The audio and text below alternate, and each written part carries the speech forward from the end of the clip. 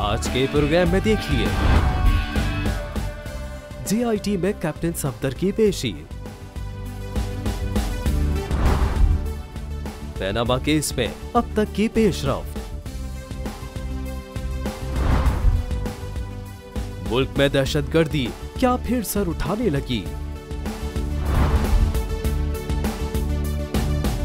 जी, हमें फख्र है अपने पाकिस्तानी होने पर और हमें फख्र है अपने बोलबाला होने पर।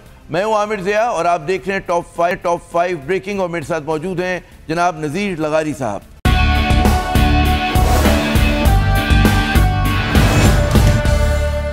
जनाब, एक तरफ पूरी कौम जो है वो अफसुर्दा है।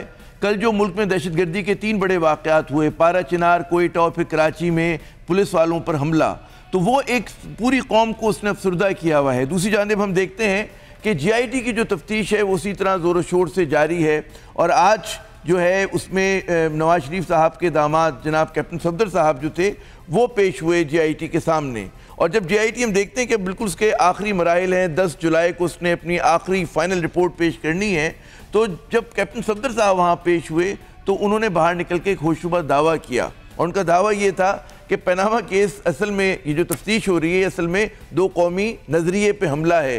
यकीनन हम बात करेंगे, नज़ीर लगाई साहब से इसके ऊपर तबसरा लेंगे, तजिया लेंगे, लेकिन पहले हम चलते हैं अफजल जावेद साहब के पास। बोल के नुमाइंदे हैं ये इस्लामाबाद में, और उनसे पूछें कि कैप्टन सफदर के साथ आज क्या बात हुई, क्या उन्होंने कहा जीआईटी से बाहर निकल के। जी अफजल साहब। जी आमिर साहब, पनामा की तहकीकात करने वाली जॉइंट इन्वेस्टिगेशन टीम के सामने आज वज़ीर-ए-आज़म नवाज शरीफ के दामाद कैप्टन रिटायर्ड सफदर पेश हुए और 5 घंटे की तवील पूछ का जो सिलसिला है आज जीआईटी टीम में किया गया। और जिसके बाद कैप्टन रिटायर्ड सफदर जब वापस रवाना होने लगे तो उन्होंने मीडिया से गुफ्तगू की और बड़ा हैरानकुन तौर पर उन्होंने एक ऐसा स्टेटमेंट दे दिया जो ना सिर्फ वज़ीर-ए-आज़म नवाज शरीफ बल्कि वज़ीर-ए-आज़म के साहबजादों में से भी किसी ने नहीं दिया। और कैप्टन सफदर का यही कहना था कि जो पनामा केस के हवाले से जो इन्वेस्टिगेशन जारी है वो वज़ीर-ए-आज़म नवाज शरीफ के खिलाफ नहीं बल्कि 2 कौमी नजरिए के खिलाफ है। और जीआईटी की जानिब से जितने भी सवालात आए जा रहे थे वो जीआईटी खुद नहीं पूछ रही बल्कि जीआईटी को बाहर से सवालात भेजे जा रहे थे जिनके तमाम सवालात का जवाब उन्होंने दे दिया है। कैप्टन सफदर का ये कहना था कि जीआईटी का रवैया उनसे बहुत अच्छा रहा और उनके सामने उनके जूनियर्स बैठे हुए थे।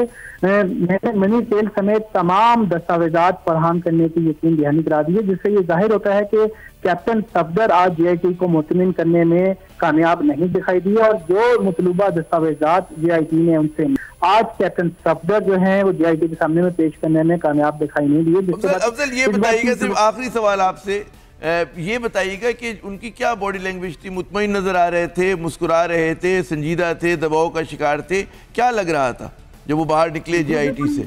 आमिर साहब, आज की जो मीडिया टॉक में जो कैप्टन सफदर की बॉडी लैंग्वेज दिखाई गई थी, बिल्कुल घबराए हुए थे, कंफ्यूज नजर आ रहे थे। और उन्होंने एक और भी अजीब बात की, उनका ये कहना था कि सारी रात गुफ्तगू जो चलती रही और सारी रात का किस्सा जो सुनाया जाता रहा और सुबह पूछा कि जुलेखा लड़की था या लड़का। इस किस्म की जो गुफ्तगू जो थी आज कैप्टन सफदर मीडिया टॉक में करते रहे और उन्हें समझ नहीं आ रही थी वो मीडिया से क्या गुफ्तगू करे, बल्कि उनसे मीडिया से भी ये शिकवा किया कि मीडिया जो है मौजूदा सूरत-ए-हाल में। चले अफजल, बहुत बहुत शुक्रिया, आपने मेरे दोस्त हमें अपडेट किया। लगाई साहब, जाहिर है कि पूरा ख़ानदान जो है नवाज शरीफ साहब का शदीद दबाव का शिकार है। वज़ीर-ए-आज़म साहब के चेहरे से खुद एक परेशानी यहाँ होती है। हमें नज़र आता है कि जनाब उनके जो जिस तरह वज़रा और उनके जो पार्टी के रहनुमा हैं जिस तरह से रद्द-ए-अमल का इजहार कर रहे हैं, वो भी नाज़रीन आपको अंदाज़ा होता है कि उसमें बहुत तल्ख़ लहजा आ गया है। और आज जो अभी तक की रिपोर्टिंग सामने आई है पूरे दिन की कि कैप्टन सफदर ने जिस रद्द-ए-अमल का इजहार किया वो वही जो हम बात माजी में करते रहे हैं कि एक तो जीआईटी को मुतनाज़ा बनाने की कोशिश, तो उनकी गुफ्तगू से भी अंदाज़ा हो रहा था। फिर सबसे दिलचस्प बात, वो तो खैर हम बारहा कर चुके हैं कि नवाज शरीफ साहब पर जीआईटी की जो तफ्तीश है वो नज़रिया पाकिस्तान पर हमला है। ओवर टू यू लगारी साहब। देखिए, ये तो 2 चीज़ें मुतरादिफ या मुतज़ाद होती हैं तो उनका कम अज़ कम कम्बिनेशन होना चाहिए। नज़रिया और शख्सियत जो है 2 चीज़ें कैसे मुतज़ाद होंगी।